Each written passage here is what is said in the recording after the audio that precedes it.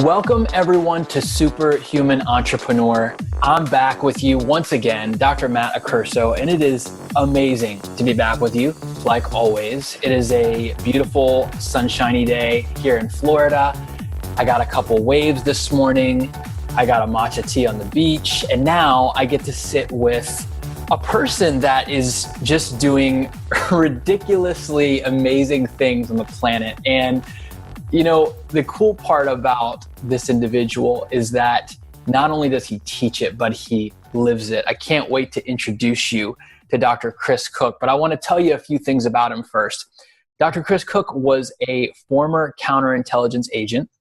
He is the founder of the Center of Compassion, Creativity, and Innovation.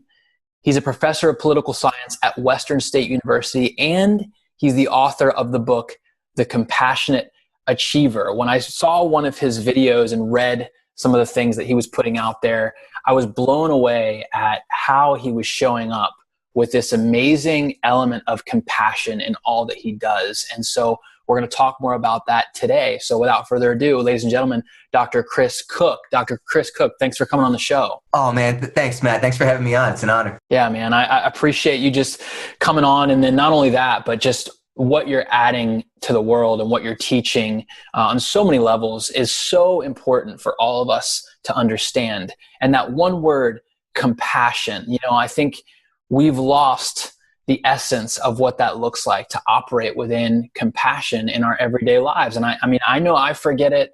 I know that a lot of individuals that are listening out there, we forget it. And so I think it's really cool what you're doing. And I want to start off by, you know, talking with you. You have a long list of things that you've been involved with, and all of that has led you to author this book, The Compassionate Achiever. Tell us, you know, what brought you to this point? I think you kind of summed it up. There's a lot of different activities, a lot of different professions that I've done. Everything from working on Wall Street to being a counterintelligence agent for the U.S. Army to, you know, playing high school football and sports. I'm a true believer that academics and athletics go hand in hand.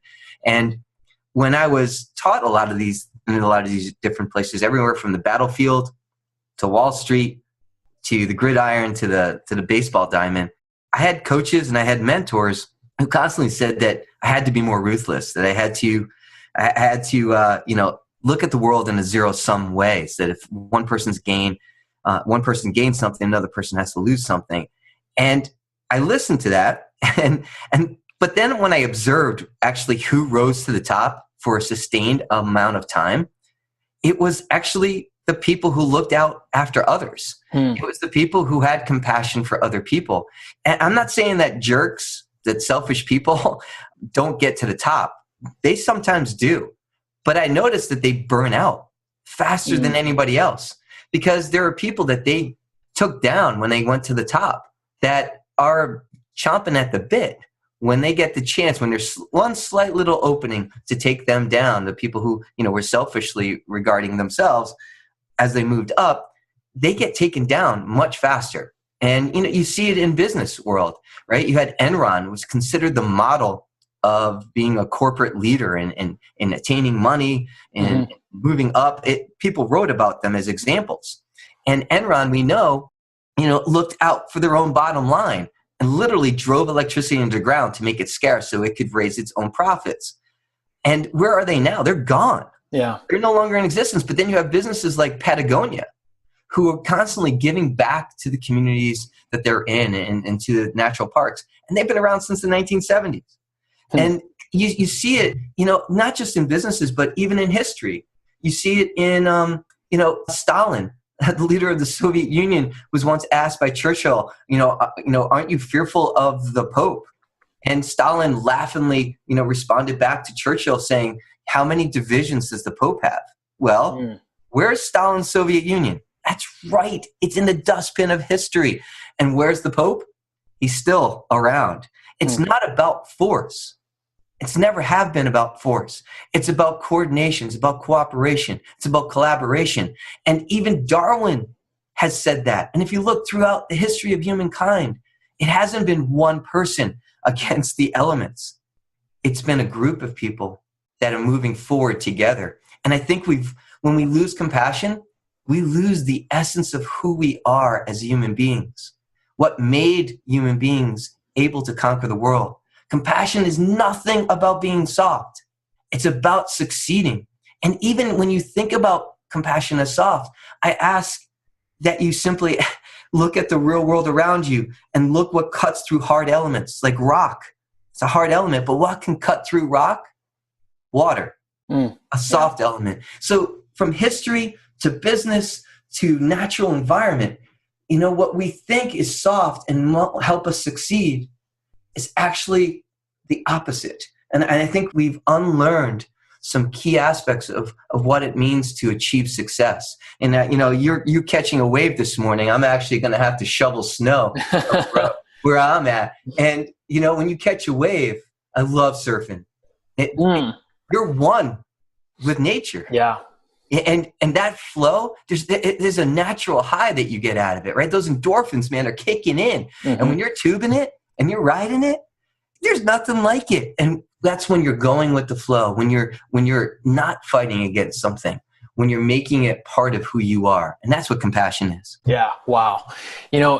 Where do you think it comes from that we get this mentality that we, have to get ours and kind of ignore the rest? Jean-Jacques Rousseau, who's famous for The Social Contract, he actually said this. He says literally that we are all born, quote unquote, with natural compassion, unquote, and that we unlearn it through society. And, it starts from very beginning. When I was teaching overseas on a Fulbright scholarship in the country of Estonia, and I was teaching 119 different European students from all over Europe. And I was explaining this theory called realism that's basically about zero sum in international politics. And I was saying, when you're on the playground, right, you play King of the Hill. And there's this one young Polish scholar, I'll never forget her. She said, "Dr. Kukk, what's King of the Hill?" So I had to explain on American playgrounds that we play a game where other kids push other kids down so they can stay on top, right? And then we have this other game called Kill the Carrier as well, right, where you throw the ball and then you got to run for your life. And I was finished with it, and she goes, "Okay." And she raised her hand again, and she goes, "Thank you very much." And I was feeling so good. I was like, all right. I explained, the idea, that she could understand it. And then she finished. She goes, "Thank you very much." That explains so much about the United States. Wow. Because they don't play King of the Hill there. They don't play Kill the Carrier there. Right. It's our society that we're so individualistic. We've become hyper individualistic that we're actually paradoxically taking ourselves down, right? Yeah. That think about when the U.S. economy was humming on all engines. It was after World War II, when we were coming together, when we were addressing issues, when we created the interstate system, the highway system. We looked after each other. We started the GI Bill and College Fund, which actually helped me get through college. We've forgotten what made this country strong and this great. And I think when we look through history, when you look at the Roman Empire, any of the empires that preceded our great power, they all fell from within. It wasn't an enemy on the outside that took the great powers down. It was their own demise. And I think that we can stem our demise by looking out for each other once again. Wow. What do you think about when I've thought this way in my life before as well, when you think, well, if I show compassion, that's showing weakness. And if I do that, then someone's going to take advantage of me. And so almost like that person that's gotten burned, 7, 8, 10, 20 times. And you're like, okay, I'm done showing compassion. It's like, if I do that, then I'm opening myself up for more pain. What would you speak to a situation like that? Boy, there's so many different ways. There's 2 different ways that you can go at. One, I think you're misunderstanding compassion. Compassion, let's just define it right here. It's got 2 parts. It's a 360-degree holistic understanding of a problem or suffering of another. That's the first part. And the second part is that you take action to address that problem. So it's about solving problems. It's about not creating new problems. And so that's first and foremost. I think that, compassion is about addressing issues and problems and trying to create ways that are constructive in terms of finding paths out of those problems without creating new ones, without creating new waves of problems. The other is that, yeah, you do get burned every so often. You know how civil society and great powers work? They actually build trust. Yeah. And with trust, you will get burned every so often. But I would argue that that trust actually leads to greater success over the long haul. Right? You're going to have, short-term losses, and you're going to have short-term failures. And I would argue that we learn more out of failures than anything else. Innovation, creativity comes out of failures. It doesn't come out of success. Yeah. And I think we've lost that. We've become a society where you think you always have to win. And I think that mentality actually creates weakness, because it doesn't build resilience, that's for sure. Resilience comes out of falling down and picking yourself back up, right? It's the idea of the first Rocky shows when I was growing up as a kid. Rocky Balboa, right? Getting knocked down on the mat, picking himself back up, right? It's Michael Jordan making his high school team, right? We've become a society where you think you always have to win. And when you think you always have to win, first off, that's a fixed mindset. You're going down. A growth mindset is that means you can learn from anything. Yeah. Nelson Mandela had one of the greatest quotes. He says, "I never lose. I either win or I learn." Right? I love that. Yes. And so compassion, sometimes it's not going to work. And you might get burned. But that person and those people, you never know who's watching you.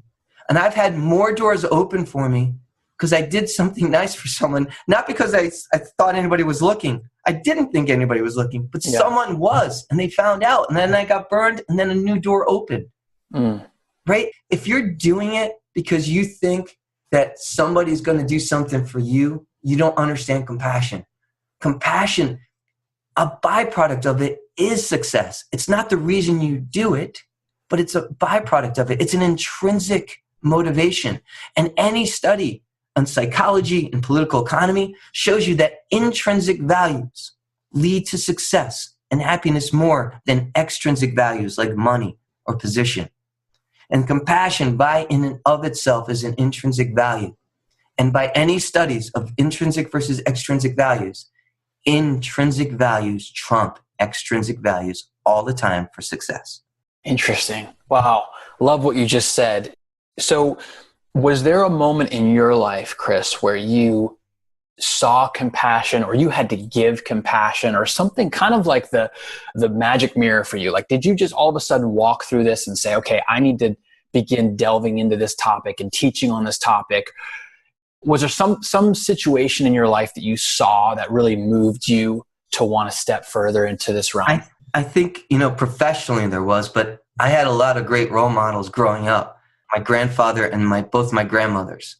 And I saw what they were able to do by helping other people. And I didn't know it at the time when I was a kid, but their examples rubbed off on me unknowingly. And then I had a chance to invite the Dalai Lama to our campus. And I got to have breakfast. Oh, man. Wow. Well, we got to talk about that. I mean, obviously, we got to talk about that. And to sit down, and he stayed for 2 days. That was the crazy part. He gave two talks on 2 different days, and that was special by itself.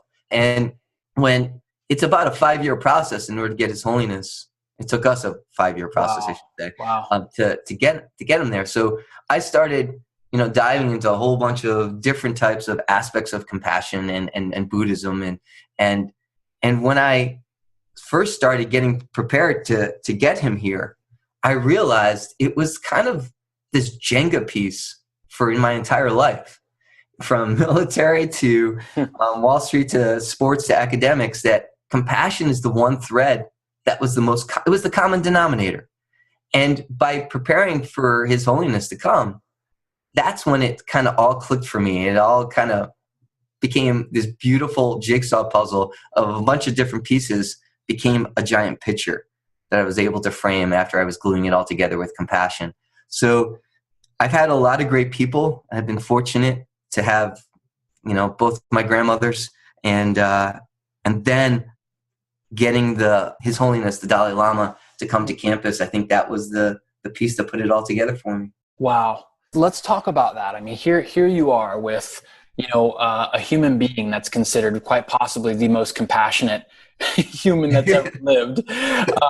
You're sitting down with the Dalai Lama to breakfast. I mean, a lot of people dream about these moments. They only read about these moments. You got to experience it. What are some things that you can share with us that our listeners can take away from that moment that you had with this amazing individual? The tranquility and peace that he brings to every place he enters, the sincerity, the trustworthiness. He's not worried about getting burned. Never, right? It's about being open to those experiences. And I remember the university photographer came into the room as he gave me a kata, a white silk scarf, and blessed it and put it over me. And I am geeked out. If you see that picture, I think it's up on the net. Okay. I'm totally geeked out. You can see my eyeballs are popping out. Right? I'm in another world. And Peggy is her name, the photographer. She goes, "Chris, what were you feeling there? That expression is so wild." I said, I felt like I was everywhere and nowhere at the same time. Wow. I felt like when I first went to see my uncle's name up on the Vietnam Memorial, and I scratched his name on a piece of paper when I was in the military myself. So the first time I was able to go to DC, the first thing I did was go to the Vietnam Memorial to get my uncle's name. And he was a Green Beret in the U.S. Army and died in Vietnam. And when you're at the Vietnam Memorial, at least when I was there, it's an outside memorial, but I felt like I was inside. And I couldn't hear anything when I was scratching his name. And it's just the love I had for him and the sacrifice that he gave for our country.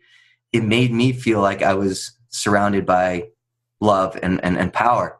And that's the way, similarly, but in a different way, that's similarly the way I felt with His Holiness the Dalai Lama. When he grabbed my hands, I felt like I went around the universe, but then I was also nowhere in the universe. And it was this weird paradox. I felt like I could do anything and conquer anything as long as I kept an open heart.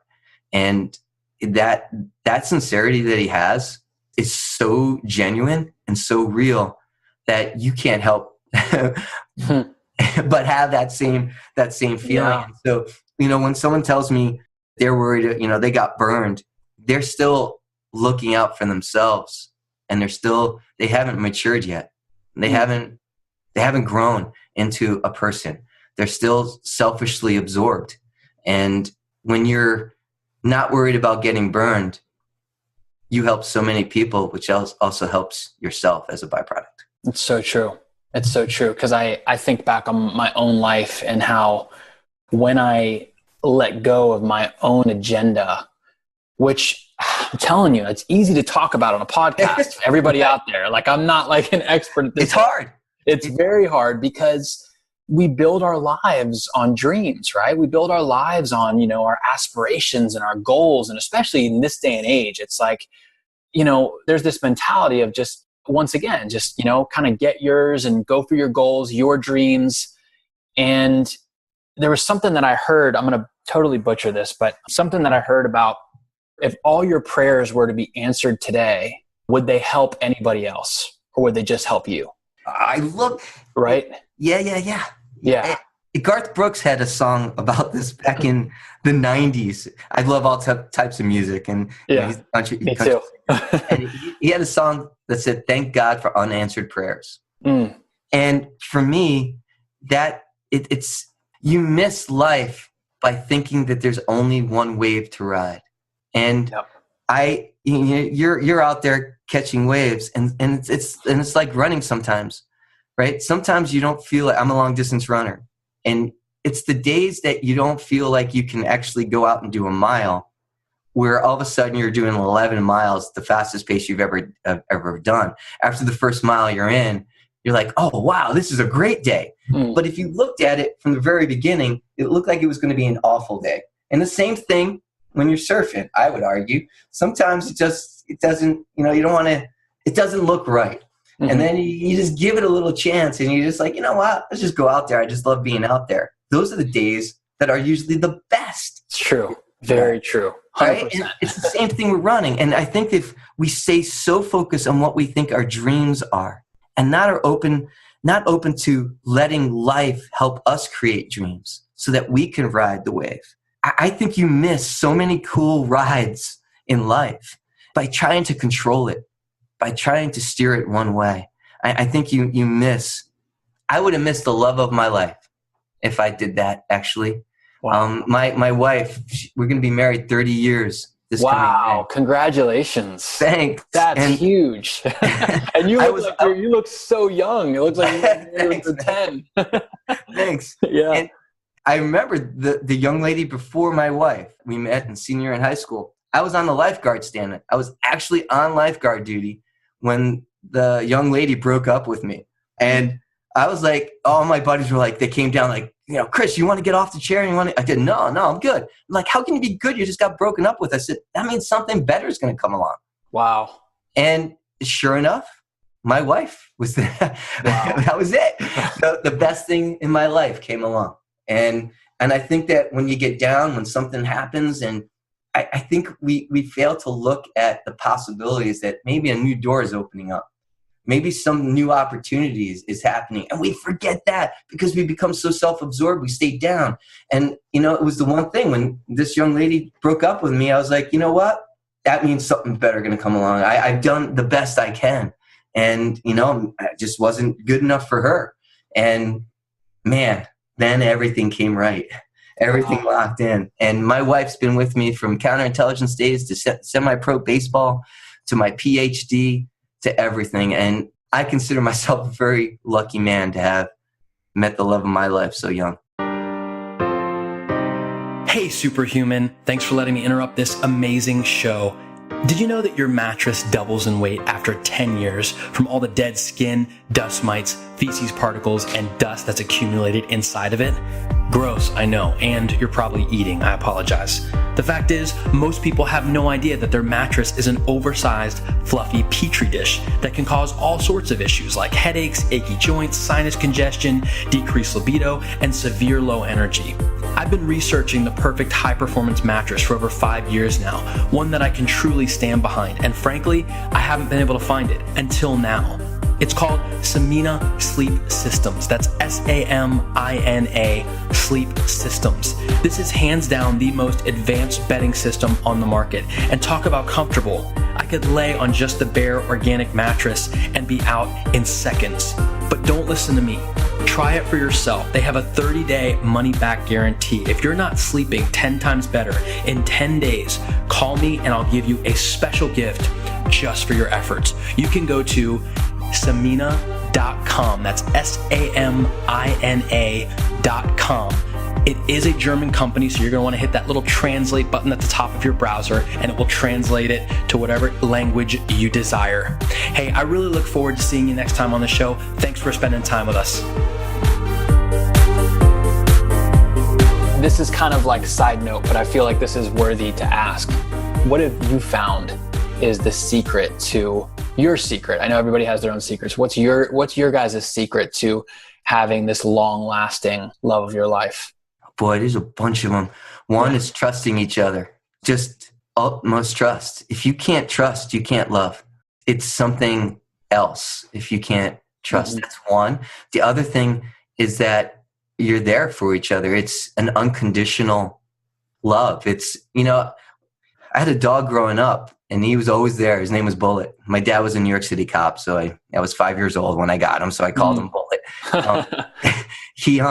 He was there for me and everything, and I never forgot that. And same with my grandmother. And I told myself that I would love somebody unconditionally, whatever. And I take those words to heart when you take those vows. And if you can't do that, don't ruin somebody else. Right. And so it's, to me, it comes down to pure trust. And if you can't trust, if you're worried about getting burned, you're not going to have a marriage. Yeah. Right. And so you've got to be ready. You've got to be set in your own self. You got to be able to trust yourself. And I know a lot of people who can't. They say they do, but they don't have compassion for themselves. And I don't know if you can build trust in yourself unless you have compassion for yourself. Wow. Do you feel like that's the first thing that needs to come, compassion for yourself, before giving compassion to others? I think so, because, one of the things I used to write on my mantra in high school was, I've got to strive for perfection. I wrote that down. And I came into a few teachers who pointed out how imperfect I was. And I needed that because I was striving to be on top of everything. And so I changed it. I changed the mantra to strive for excellence. Because you can be excellent, but nobody can be perfect. Nature's not even perfect. When I did landscaping jobs for a while. And when you did perfectly boxed out square lawns, it looked weird. But when you put curved and swerves in, just like nature. And I mean, I'm talking to a nature man. You're on the curve. Absolutely, man. Right? Absolutely. You're on the curve. Yeah. and same thing in the earth, not just the water, but it's never perfectly square. It's always got these round edges. And so a lot of the things that I did in life, even as a side job, landscaping, is to put curves in places. And my clients would love it. They're like, oh, it makes such a big difference. And all I did was just copy nature. That's basically, that's what I did. And it's not perfect. And I think that when we think we have to have the perfect marriage, that's when you start getting screwed up. Once again, it's a paradox. It's like compassion. You think it's weakness, right? Not you, but some people think it's weakness. Right. Actually, strength. Gandhi said, right, only the strong can forgive. And he's right. I think only the strong can be compassionate. Weak people who fly off the handle and get angry, easy road rage, for example, they are weak because, man, they let their emotions just guide them from step to step. There's no strength. There's no resilience. There's no grit to doing that. It's the easiest thing to do is to get mad. Yeah. But if you can see how life has these twists and turns and these beautiful curveballs that get thrown at you, instead of freaking out, relax with the swing, man. Yeah. And then watch the ball go over the fence. Yeah. I think we forgot about relaxing, about meditating, right? About enjoying life. So true. I have a friend who raps for a living. I mean, he lives the life. And we were on the phone one day and he said, hey, Matt, heal people, hurt people. So true. And, it rocked my world because it is so, like you're saying, strong people, those are the ones that, that show compassion. It's when you don't, when you're residing in yourself and your selfish ambitions and all that, that's weakness manifesting itself. I 100% agree with that. And it's such a high level conversation right now, Chris. I'm loving where this is going. So along the lines of self-compassion, what do you think are some things, if someone wants to work on being more compassionate, what are some things that a person can do today to try and become more like you or the Dalai Lama? Or let's stay with the Dalai Lama. Okay, let's stay with the Dalai Lama. I have a 4-step process that I outlined in the book, and it's called Luca, Luca. And for me, the very, very first step is to listen. Listen to understand, not listen to reply, right? So practicing listening is a skill that's a lost art. And I do it by listening to podcasts, basically, to not just the ones that I like yours, but to ones I disagree with and have to listen all the way through. Yeah. Without stopping, without screaming at it, to learn. Because there's always a kernel of truth in what everyone says, right? And there's going to be some people who disagree with me, and I love that. I love debate, as long as it's constructive debate, right? As long as we listen to each other's perspective and points of view.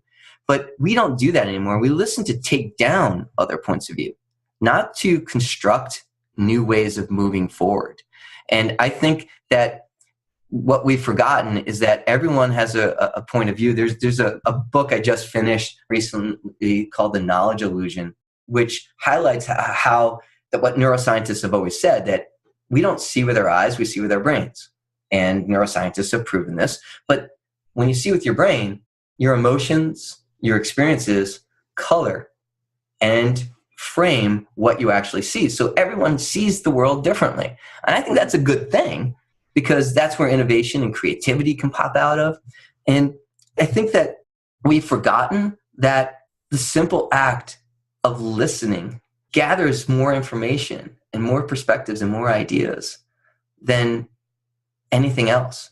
And I wish we could go back to listening to each other rather than screaming at each other. Wow.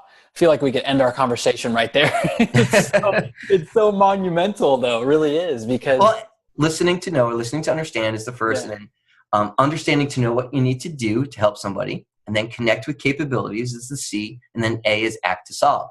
So Luca, listen, understand, connect, and act. Wow. And do you teach this in your classes? What's funny is when I'm one of those professors who actually doesn't assign my own books, because I think that that becomes indoctrination in my college classes, and I'm about education. Yeah. So what's funny is that some students will find my book and read it and then bring that into class, and I'll actually try to take it down, my own work, because I want them to see that no one has all the answers, but the answers are found in listening to each other. Actually, answers are found in better questions, to be honest with you. All right. I think if we ask better questions, we'll have a better guide of how to achieve what we want to achieve in life in a much more constructive way. And so I do teach this, though, in businesses and outside as a consultant. I do talk about it in talks that I give out in the public, or a commencement speech that I'm planning to give in May. So I do it there, and I do it in book clubs. But in the classroom, I'm very wary of indoctrinating. I don't think indoctrination is education, so I stay away from it in the classroom. And to the chagrin of some of my students, they want to talk about it.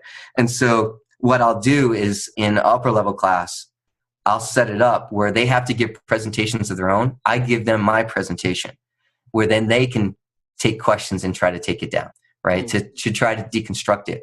And what's really fun is I start off so that they can come at me, because I grade their writing, I grade their thinking and their logic. And I said, the presentation that I give on my work, that's where you guys get to deconstruct me. And hopefully we can learn from each other. And you can make either my arguments better. And to be honest with you, Matt, that's where I found, I think, some of the strongest parts of my argument is when I was first talking about the importance of compassion and success.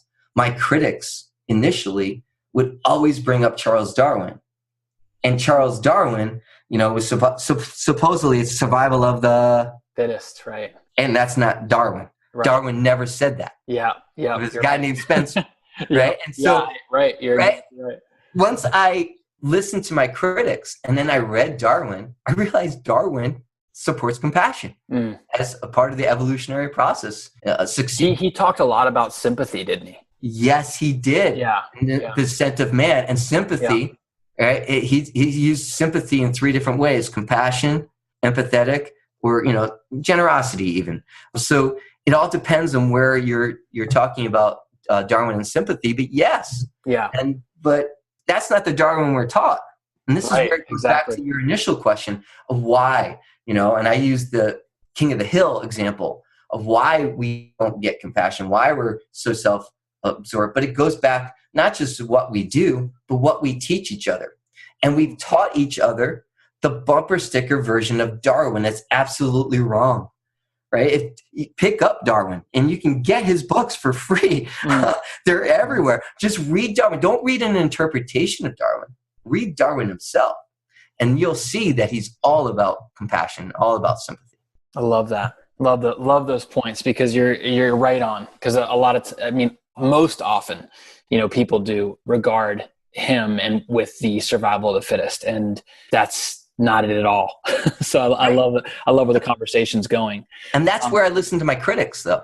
Right? If I didn't listen to my critics, I wouldn't have found that. Right. Very cool. So kind of, coming to a culmination here, I want to kind of do a rapid fire round with you. Is that okay? Okay. Okay.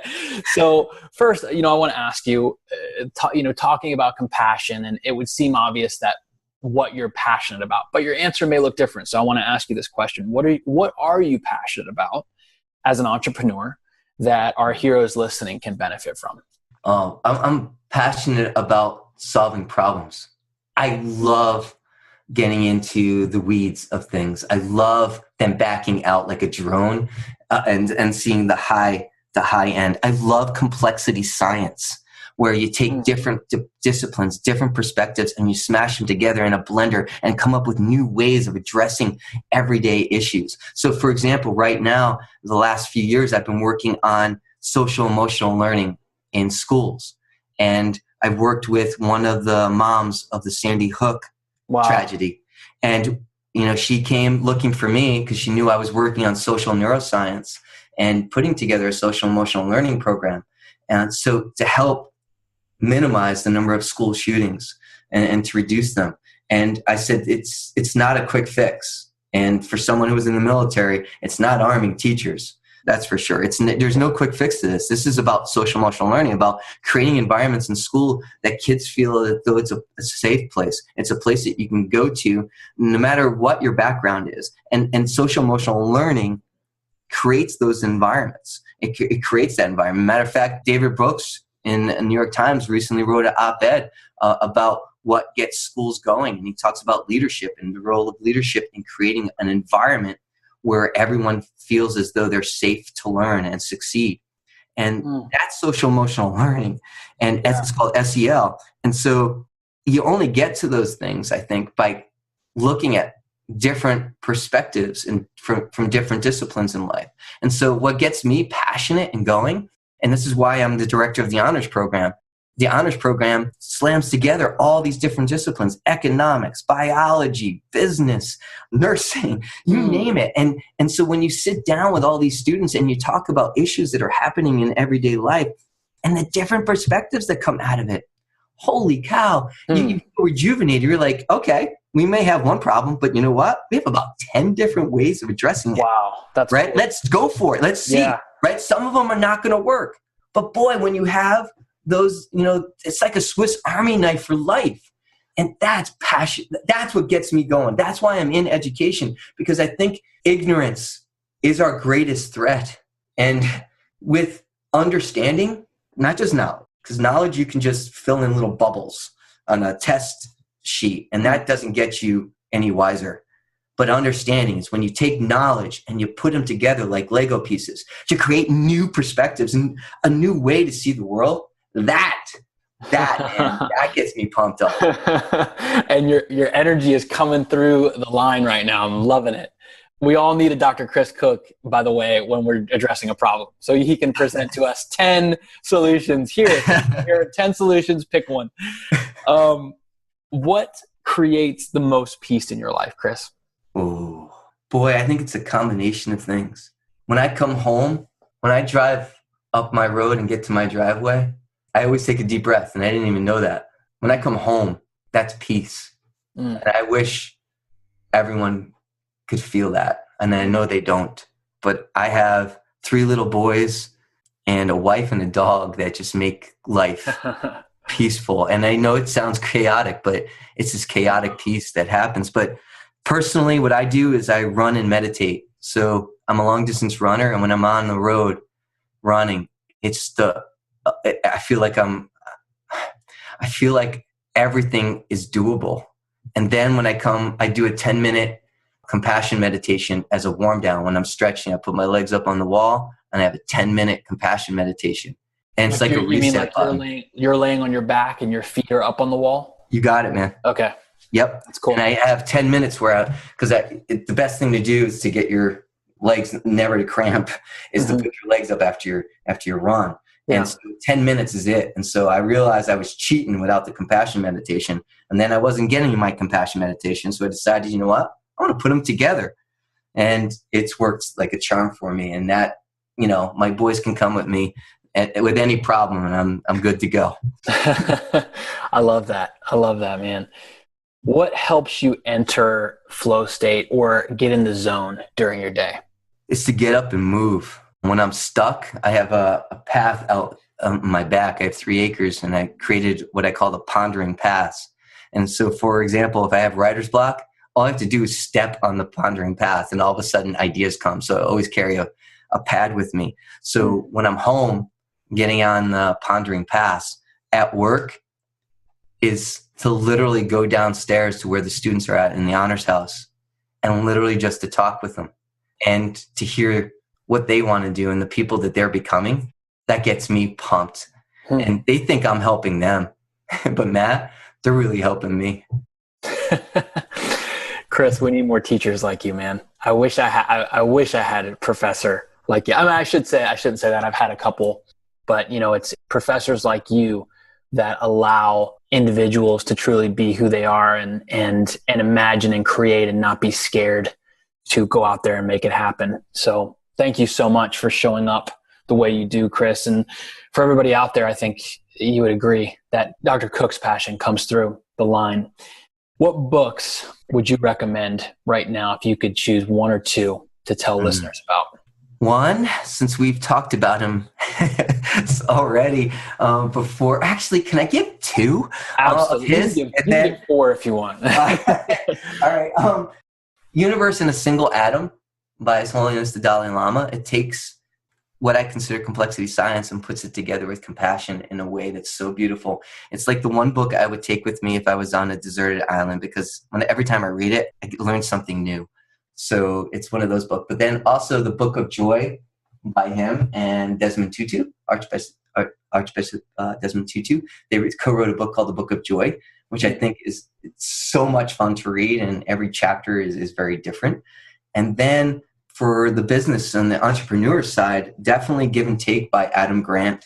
It's Give and Take, it really helped me get me motivated to write my own book as well. And I'm writing these down, but for everybody out there, these are going to be in the show notes, by the way. So anything that Dr. Kukk goes over is going to be in the show notes, not to worry. If you could pick one action step for our listeners to take from this call, what would it be? Listen to each other. Listen with your eyes, with your brain. Listen and don't talk. Hold yourself back. Let the awkward silence hang for a while. It's okay to have silence.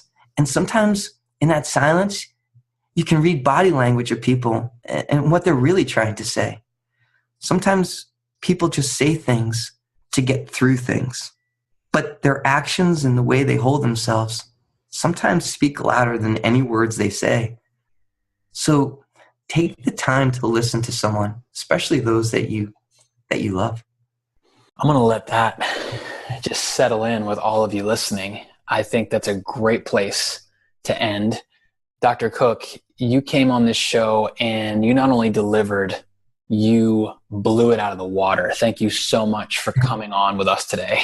Thank you, man. Hopefully, if I'm blowing it out of the water, you got your board and you're absolutely. Right. Now you're talking my language. And by the way, you are welcome to come anytime, and I'll put you up on an 8-foot longboard, and we'll catch some. Oh man, dear! I'll take you to some secret spots, and I'm dead serious about that. I've actually had guests come in, and I've taken a couple of them surfing. So the offer is on the table, my friend. If people want to learn more about you and your work and what you're doing, where can they go to learn more? So I'm on the net at Chris Kukk, and I got that weird last name, Kukk. So it's ChrisKukk.com. And you can see a bunch of things that I'm doing there. And I run the Center for Compassion, Creativity, and Innovation at Western Connecticut State University, as well as the director of the honors program there. So you can jump on wcsu.edu and get me there. You can also, we have a Compassionate Achiever podcast on iTunes.